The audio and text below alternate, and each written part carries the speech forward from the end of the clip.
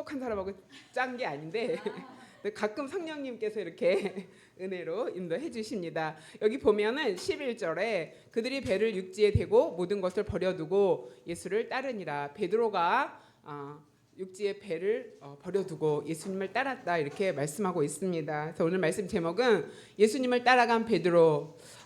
베드로는 어떤 사람인지 어떻게 예수님을 따라갔는지 오늘 살펴보면서 배웠으면 좋겠어요. 나도 베드로처럼 저렇게 예수님을 따라가면 대박 난다. 왜냐하면 그물에 아주 그냥 찢어지도록 많은 그 고기를 잡았거든요. 자, 하나님 은혜가 오늘 우리와 함께 할 줄 믿습니다. 아멘. 자, 오늘 보면은 1절에 보면은 무리들이 몰려와서 하나님의 말씀을 들을 때 예수는 게네사렛 호수에 서서, 그러니까 예수님이 가시는 곳마다 예수님이 병자도 고치고 귀신도 떠나고 또 하나님의 말씀을 전할 때 막 능력 있는 말씀이 선포되니까 사람들이 놀라고 이러면서 예수님이 소문이 막 났습니다. 그래서 예수님이 떴다, 예수님이 어디 계시다라는 소문이 나면 사람들이 많이 몰려오기 시작했습니다. 그래서 이날도 하나님의 말씀을 들으려고 많은 무리들이 몰려왔습니다. 그래서 예수님께서 게네사렛 호숫가에 이렇게 서서 있는데 이렇게 보니까 앞에 배가 두 척이 정박해 있었습니다. 그래서 두 배를 보시면서 보니까 어부들이 나와서 그물을 씻고 있었어요. 그래서 그물을 씻고 준비하고 있는데 배 두 개가 있는데 두 척이 비어 있죠. 그러니까 다음에 고기 잡기 위해서 이제 그물을 정리하고 있었던 상황이라고 볼 수가 있습니다. 그래서 예수님이 한 배에 오르셨다. 배가 두 척인데 한 배에 오르셨는데 그 배 주인은 시몬 베드로다. 그러니까 예수님께서 시몬 베드로의 배에 타신 것을 볼 수가 있습니다. 베드로는 예수님을 따랐는데 어떤 사람이냐면 자기 것을 예수님께 드린 사람. 베드로는 자기 것을 드렸어요. 뭘 드렸어요? 배를 렌트에 드렸죠. 잠깐. 이제 곧 또 바다에 나가야 되는데 이제 바쁘잖아요. 지금 이제 식당 개업해서 문 열어서 막 장사 준비하고 있는데 예수님이 오셔서 잠깐만 몇 시간만 좀 쓰게 해달라 이렇게 부탁하셨죠. 그러면 바쁘고 그러면 지금 곤란한데요. 우리가 그물이 다 손질이 되면 곧 나가야 됩니다라고 거절할 수도 있었을 것 같아요. 상황에 따라서. 그런데 베드로가 자신의 배를 예수님께 드리죠. 예수님께 드려서 예수님이 사용하도록. 그런데 예수님이 그 배를 어떻게 사용하셨냐 하면은 배를 조금 띄어라, 이렇게 거리를 좀 띄어라 이렇게 말씀하시면서 배에서 그 앞에 모인 무리들을 가르치셨다. 그러니까 베드로는 하나님께 자기의 배를 예수님께 잠시 쓰도록 빌려드렸는데 어떠한 용도로 빌려드렸냐면 말씀을 선포하는 그 용도로 배를 빌려드렸어요. 그러니까 우리가 하나님 앞에 헌신하고 싶고 내 것을 하나님께 드리고 싶어하는 마음이 있잖아요. 그러면 내가 드리는 것이 어디에 쓰여질까? 아니면 내가 드리는 것이 어디에 쓰여져야 될까라고 생각해 볼 필요가 있습니다. 여기 말씀에 보면은 육지에서 조금 떼어라 이렇게 말씀하시죠. 거리를 돌아 이렇게 말씀하시는데 유진쌤이 큐티 본문을 올리셨더라고요. 거기서 여기 떼어라 이거를 아주 묵상을 잘 하셨어요. 저는 이거를 뭘로 보냐면은 우리 사람과의 관계에서 예수님하고만 가까워져야 되고요. 다 안전한 거리가 필요합니다. 그래서 너무 가까우면 실망하고 또 유진쌤은 문제에서 조금 떨어져서 문제를 객관적으로 생각해야 된다라고 묵상하셨더라고요. 그것도 맞는 말인 것 같아요. 문제 속에 폭 빠지면은 헤어나오기가 너무 어렵고 잘 안 보여요. 그런데 거리를 두고 좀 떨어져 있으면은 문제를 잘 볼 수 있고 어떻게 해결해야 될지 지혜도 얻을 수 있습니다. 그런데 인간관계에 있어서도 이러한 안전한 거리가 필요하다. 요거를 상담학에서는 전문적으로 비판적인 거리가 필요하다 이렇게 말하고 있어요. 너무 친하면 이거 아닌데 이런 말 못해요. 미안하니까. 그리고 이제 막 객관적이지 못하게 되고 같이 쏠리게 되죠. 근데 예수님께서 이제 더 잘 들리게 하기 위해서 배를 좀 육지에서 바닷가에서 조금 떨어진 곳에 두게 해달라고 베드로에게 부탁을 했죠. 그러면서 무리를 가르쳤다. 그러니까 베드로가 헌신한 그 배가 하나님의 말씀이 선포되는 용도로 사용되어졌다. 그러면 우리도 열심히 일해서 내 재능이나 내가 번 물질이나 하나님께 드리고 싶은 마음이 있잖아요. 그러면 어떤 곳에 드리냐면 하나님의 말씀이 선포되는 곳, 복음이 전해지는 곳에 내 것을 드리면 보람이 있다라는 것을 생각할 수가 있습니다. 그 빌립보서 4장 18절에 보면 내게는 모든 것이 있고 또 풍부한지라 에바브로 디도 편에 너희가 준 것을 받음으로 내가 풍족하니 이는 받으실 만한 향기로운 제물이요 하나님을 기쁘시게 한 것이라 이렇게 말합니다. 이것은 바울이 빌립보 교회를 개척했습니다. 그래서 빌립보 교회를 개척하고 다른 사역자들한테 맡기고 바울이 계속 전도하러 다녔을 때 빌립보 교회가 바울을 후원하는 그 후원을 맡았어요. 정기적으로 바울을 후원했어요. 그런데 빌립보서를 쓸 당시에 바울이 로마의 감옥에 갇혀 있었어요. 그러니까 빌립보 교회의 성도들이 바울이 로마에 갇혀 있다는 소식을 듣고 에바브로 디도 성도 그 빌립보 교회 교인 신실한 교인을 파송합니다. 그래서 그 필요한 물건도 싸고 또 물질도 싸고 막 성도들이 이제 그런 헌금을 한 것을 모아서 에바브로 디도가 바울에게 갖다 줍니다. 그래서 바울이 그것을 받고 감사하다는 답례를 하는 장면이에요. 바울이 뭐라고 얘기하냐면은 에바브로 디도 편에 너희가 보내준 그 선교 헌금, 너희가 보내준 선교 물품으로 내가 풍족해졌다. 너무 고맙다 이렇게 말하는 거예요. 그러면서 뭐라고 얘기하냐면 너희가 보낸 그 물질과 그 물건은 하나님이 받으실 만한 향기로운 제물이다 이렇게 말해요. 이 향기로운 제물은 구약의 용어입니다. 구약의 제사를 드릴 때 이렇게 동물들을 이렇게 드리면서 태우잖아요. 그러면 하나님은 그 향기를 받으시는 거거든요. 그러니까 빌립보 교회 성도들이 바울을 후원했는데 그것은 하나님께 드린 거다 이렇게 바울이 말하고 있어요. 그래서 하나님이 향기로운 제물로 받으셨다. 그 다음에 너희가 그렇게 나에게 후원한 것은 하나님을 기쁘시게 한 것이다 라고 말하고 있습니다. 자, 빌립보 교회가 누구에게 자신의 것을 드렸습니까? 바울에게 선교하도록 바울이 복음을 잘 전할 수 있도록 후원을 했습니다. 우리가 어디에 후원을 해야 되냐 이렇게 복음이 전해지는 것, 또 타지에서 선교하는 것, 그 선교사님들을 이렇게 후원하는 것 하나님이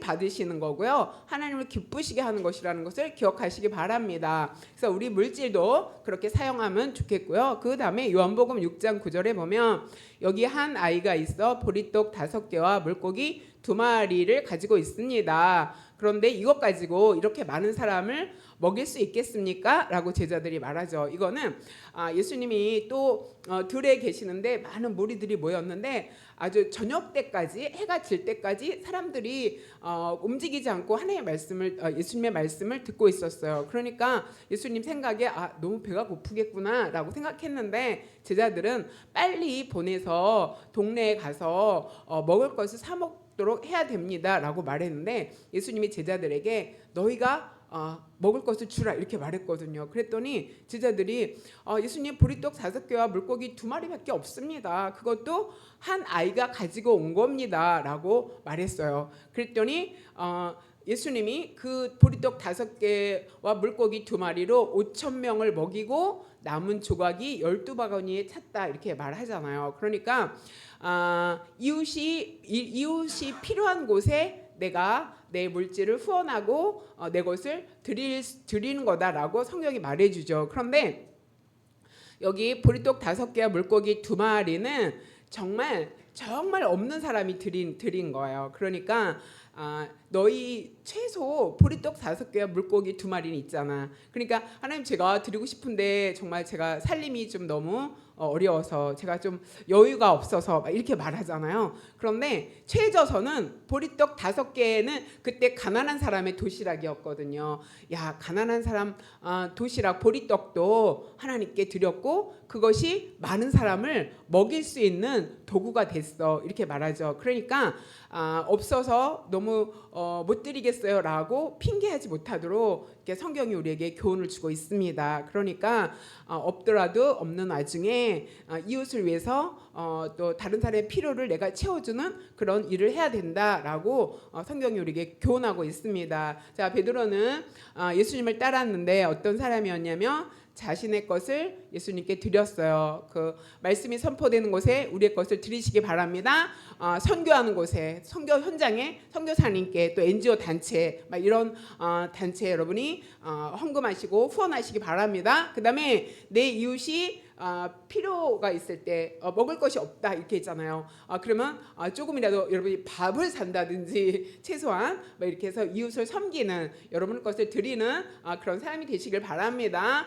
아멘. 그다음 두 번째 베드로는 말씀에 순종한 사람이었습니다. 자, 예수님께서 베드로의 배에서 말씀을 이렇게 전하고 그 마치신 다음에 시몬에게, 베드로에게 말씀하십니다. 깊은 데로 가서 그물을 내려 고기를 잡으라, 이렇게 말씀하십니다. 그럴 때 시몬이 이렇게 말하죠. 예수님, 선생님이라고 말해요. 여기서는 선생님, 우리가 밤이 새도록 고기를 잡으려고 그물을 치고 수고를 했지만 잡은 것이 없습니다, 이렇게 말해요.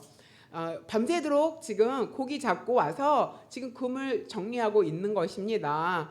없습니다. 고기 여기 오늘 고기 없습니다, 이렇게 말하죠. 자, 정말 밤새도록 수고했다며 그 바닷가는 바람이 세잖아요. 그리고 밤에는 춥잖아요. 그곳에서 열심히 노력했는데 수고의 대가가 없었어요. 그러면 그 그물을 막 정리할 때 마음이 얼마나 좀 낙심되고 그 수고의 대가도 없고 또 뭔가를 가지고 집에 가야 되는데 하면서 좀 마음이 굉장히 다운되어 있을 그런 시간이라고 볼 수가 있어요. 그러니까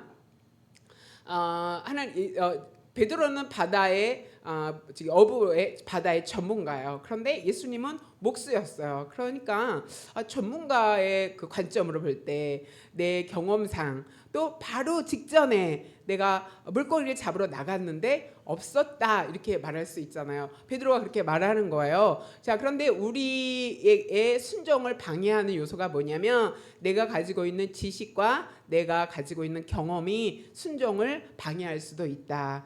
그러니까 그 경험을 앞세우고 내가 알고 있는 지식을 앞세우면 하나님 앞에 순종하기 힘들다라는 것을 여기서 말해주고 있습니다. 자, 그런데 베드로가 뭐라고 말하냐면 시몬 베드로가 대답하여 이르되 그렇지만 말씀에 의지하여 내가 그물을 내리겠습니다, 이렇게 말합니다. 그러니까 경험상 아니었지만 그래도 내가 말씀에 의지해서 순종하겠습니다, 이렇게 말합니다. 그러니까 우리가 하나님의 말씀에 순종할 때는 이렇게 말씀이 근거가 돼야 된다. 말씀을 의지해야 된다. 그러니까 뭐냐면 다른 사람들이 막 뭐 얘기할 때 어느 집회 가서 막 은혜 받아갖고 뭐 건축 헌금 1,000만 원, 옛날에 이런 일 엄청 많았거든요. 우리 언니가 막 그 교회 가갖고 그때는 부흥회를 많이 했고 건축을 많이 했어요.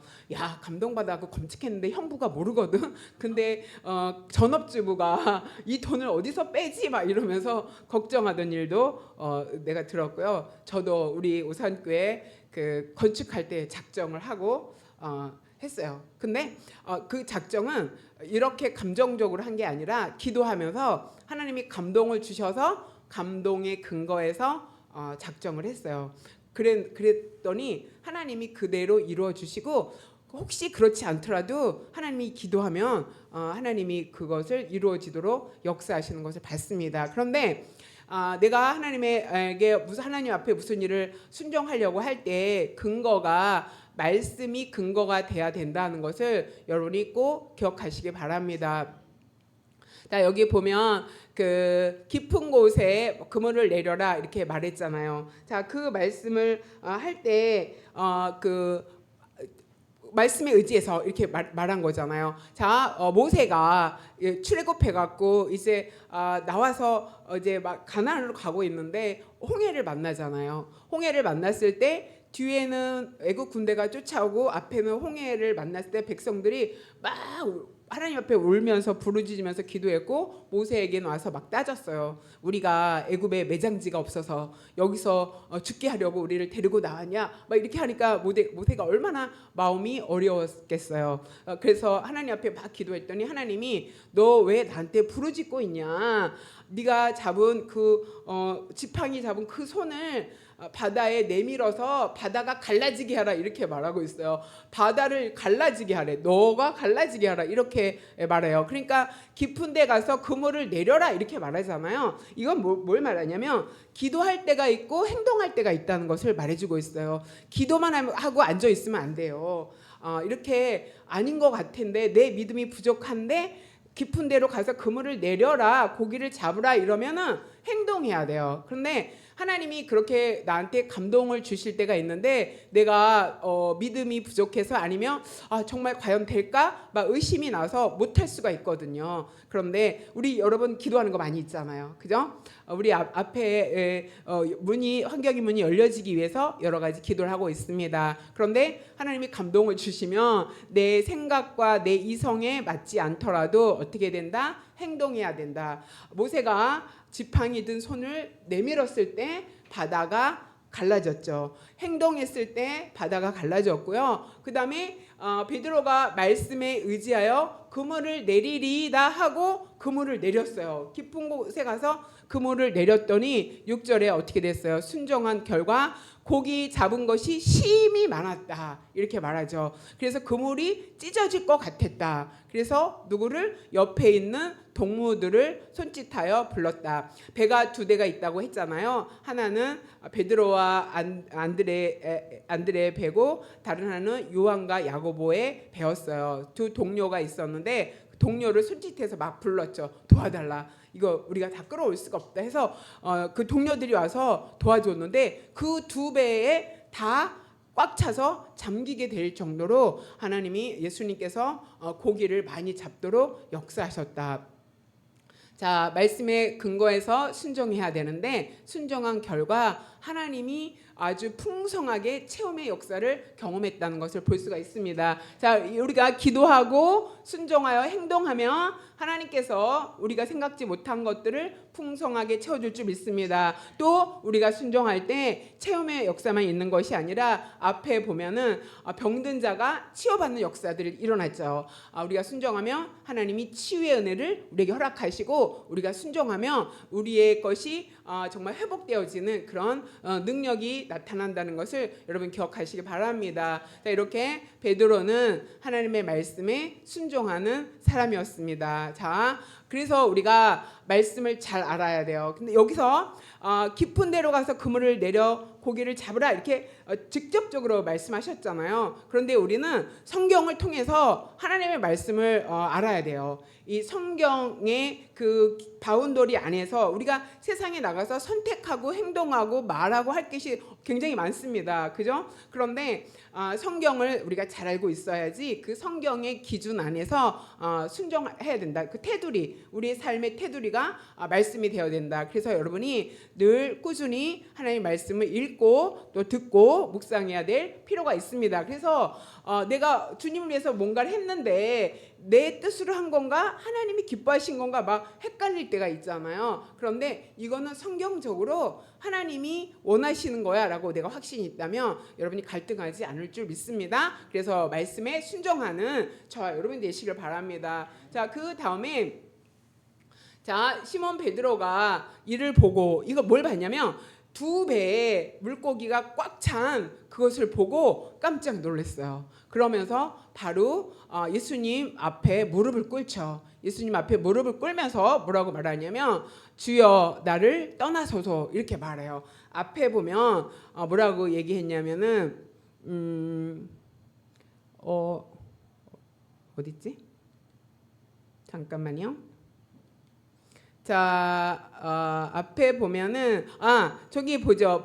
4절에 선생님 이렇게 해죠. 앞에선 예수님을 선생님이라고 불렀어요. 앞에서는 이제 그 그물을 내려서 고기를 잡으라 할 때까지만 해도 베드로는 예수님을 선생님으로 생각했어요. 그런데 고기가 배에 가득하게 잡히고 난 다음에 베드로 인식이 바뀌었어요. 주님으로 바뀌었어요. 이런 일이 어떻게? 이 바다는 어저께 내가 다 다니면서 고기를 못 잡은 그 바다였는데 예수님께서 초자연적인 역사로 바다 그 그물이 가득 차게 해서 한 배도 아니고 두 배에 넘치도록 하나님 역사하시는 걸 보고 선생님인 줄 알았더니 아니구나. 그래서 예수님에 대한 인식이 변화됐어요. 그래서 선생님에서 주님으로 바뀌었죠. 뭘 통해서? 그 자연의 역사, 하나님이 예수님의 이 바다 안에도 다 다스리는 분이 예수님이구나. 인간의 생각을 뛰어넘고 초월해서 일하시는 분이구나. 그런 능력 있는 분이구나 하는 것을 베드로가 여기서 깨닫게 됩니다. 그래서 베드로는 예수님을 따른 사람이었는데 예수님을 만나서 인생의 방향을 바꾼 사람이에요. 그래서 우리가 예수님을 만나서 인생의 방향이 바뀌어야 되는데 그 전제되는 것이 뭐냐면 인식의 전환점이 있어야 된다라고 볼 수가 있어요. 인식의 전환점 첫 번째, 예수님이 어떤 분인지, 내가 알고 있던 예수님이 더 다른 차원의 예수님이다. 선생님이 아니라 주님이다. 여기서 주님이라는 것은 내 삶의 주인이요, 나의 구원자 되시는 주님이요, 이런 의미를 가지고 있습니다. 그러니까 예수님에 대한 인식이 변화되었어요. 그 다음에 베드로가 나를 떠나서서 이렇게 말해요. 그러면서 나는 죄인으로서이다 이렇게 말합니다. 자기 인식이 내가 내 존재, 자기 존재에 대해서 예수님을 통해서 깨닫는 것을 여기서 볼 수가 있습니다. 그러면서 나는 이렇게 거룩하신 예수님 앞에서 그 앞에 서니까 내가 정말 죄인이구나라는 것을 깨닫고 아는 것을 여기서 나타내고 있습니다. 그래서 여기 보면 예수님이 시몬에게 10절에 보면 뭐라고 얘기하냐면 무서워하지 말라 이렇게 말하죠. 예수님의 존재를 깨달은 다음에 무서워했어요. 그래서 여러분이 누가복음을 묵상을 잘했다면 천사가 사가랴 앞에 나타났을 때 사가랴가 두려워했고 무서워했거든요. 천사가 뭐라 그랬냐면 무서워하지 말라 이랬어요. 근데 이 천사가 마리아를 찾아갔을 때 마리아도 무서워했거든요. 그래서 천사가 마리아에게 무서워하지 말라 이렇게 말했어요. 또 베드로가 예수님을 만나니까 무서워했어요. 이게 뭐냐면은 우리 사람은 그 본능, 이렇게 존재 자체가 죄성이 있는 사람이에요. 내가 태어나서 아무 잘못을 안 했는데 그냥 태어나면 그 자체가 죄성을 가지고 태어나기 때문에 죄성을 가진 사람이 거룩한 자와 만나면 그 죄성이 드러나서 두려워하고 무서워하게 돼 있어요. 그러니까 이 거룩한 두려움이죠. 경외한다는 말과 같습니다. 그 예수님의 존재에 대해서, 거룩하신 그 예수님의 존재에 대해서 딱 인식하게 되니까 자기의 죄가 드러나면서 나는 죄인으로서이다라는 고백이 딱 드러나는 거예요. 제가 옛날에도 많이 설교를 했는데 제가 매일 그 선배하고 그 교회 가서 기도한 적이 있었어요. 20대 때인데 근데 기도 가면은 너무 두렵고 무서운 거예요.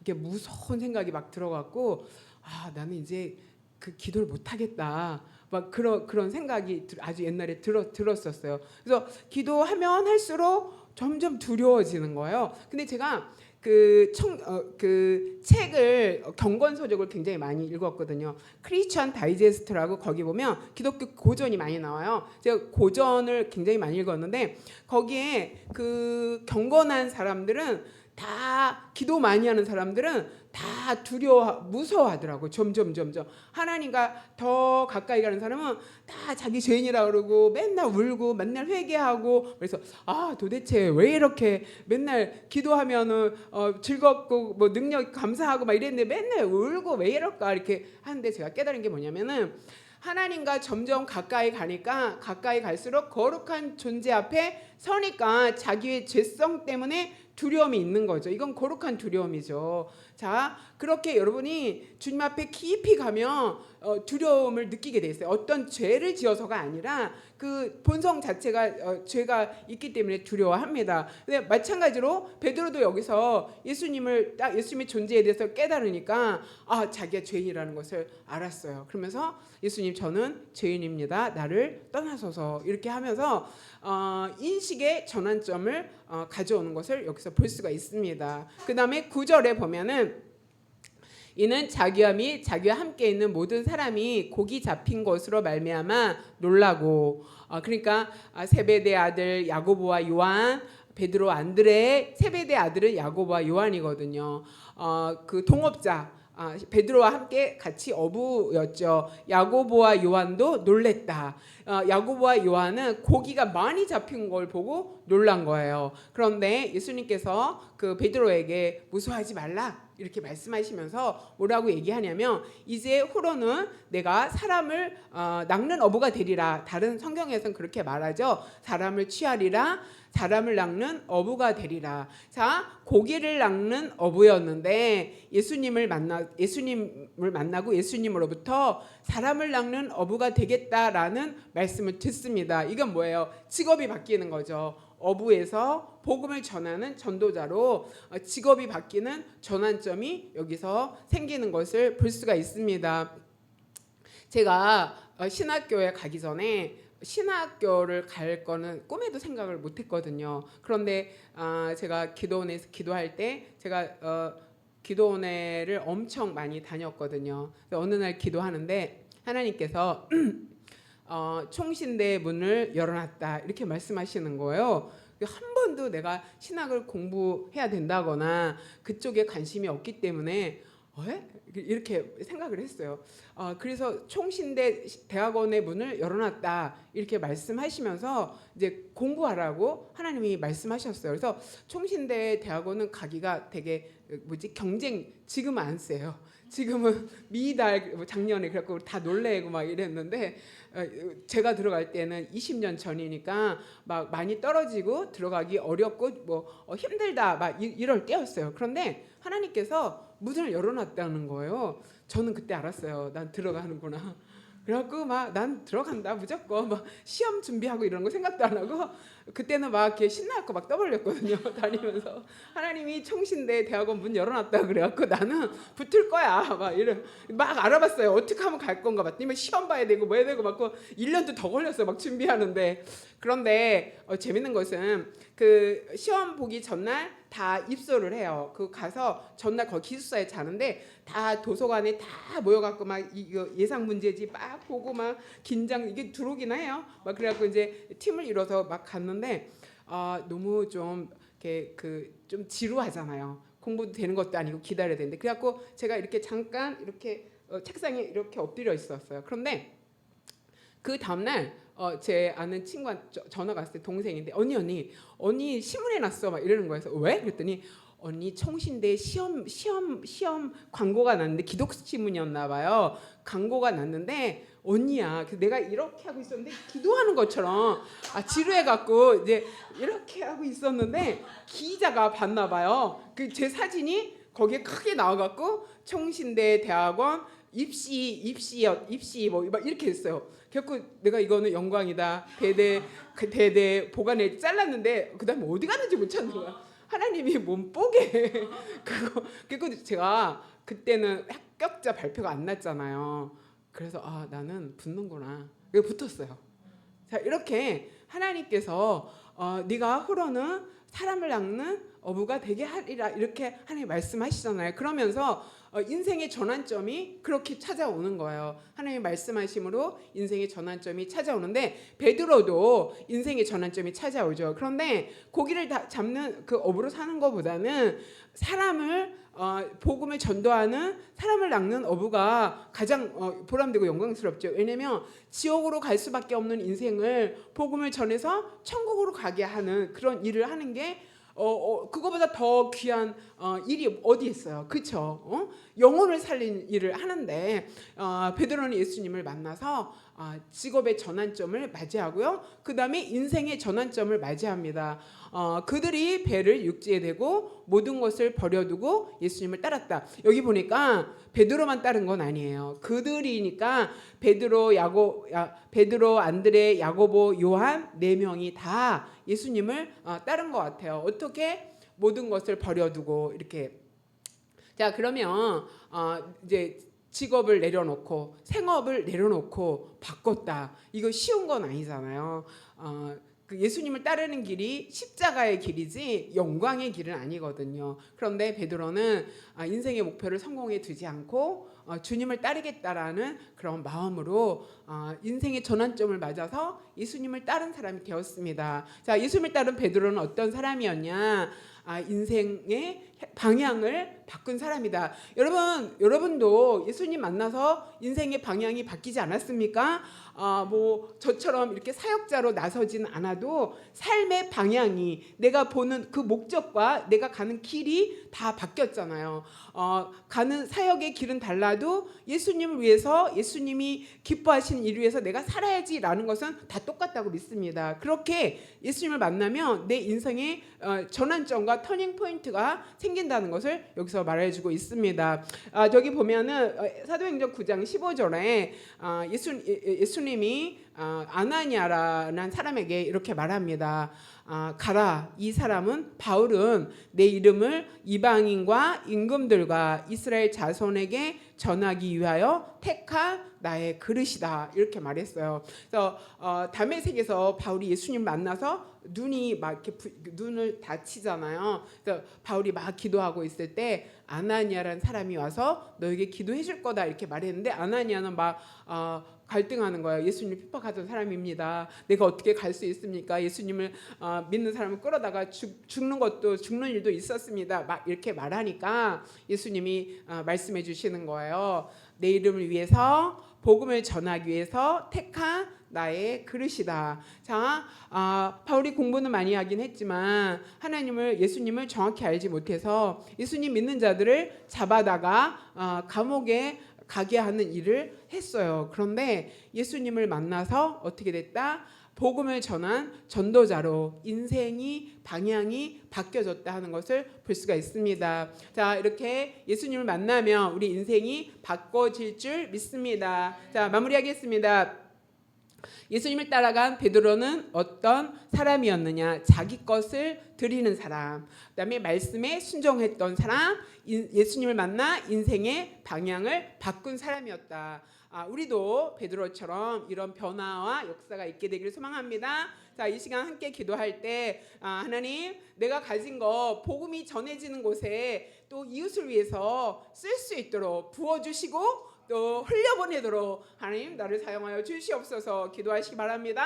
또 말씀에 근거한 순종의 삶을 말씀에 의지하여 순종하는 자가 되게 하여 주시옵소서. 인생의 목표를 주님 앞에 두고 주님을 따르는 자가 되게 해달라고 기도하고 나머지 주제 기도하겠습니다. 기도합니다. 하나님 아버지 감사합니다. 성령 하나님께서 오늘 또 우리에게 하나님의 말씀을 허락하여 주셔서 또 말씀을 아버지 기억하며 또 생각하며 하나님 앞에 나가게 되기 원합니다. 베드로가 예수님을 따랐을 때 정말 어떻게 예수님을 따랐는지 오늘 우리가 말씀을 통해서 아버지 생각해 봤습니다. 베드로처럼 내 것을 주님을 위하여 드리게 하시고 말씀이 선포되어지고 복음이 전해지는 선교 현장에 또 이웃의 필요를 위하여 내가 돕고 나의 있는 것을 아버지 가져다 쓸 수 있고 내어드림이 있는 삶을 살아내도록 하나님 역사하시며 성령 인도하여 주시옵소서. 또 베드로처럼 아버지 내 생각과 내 경험은 다르지만 하나님의 말씀에 의지하여 믿음으로 아버지 그물을 내리듯이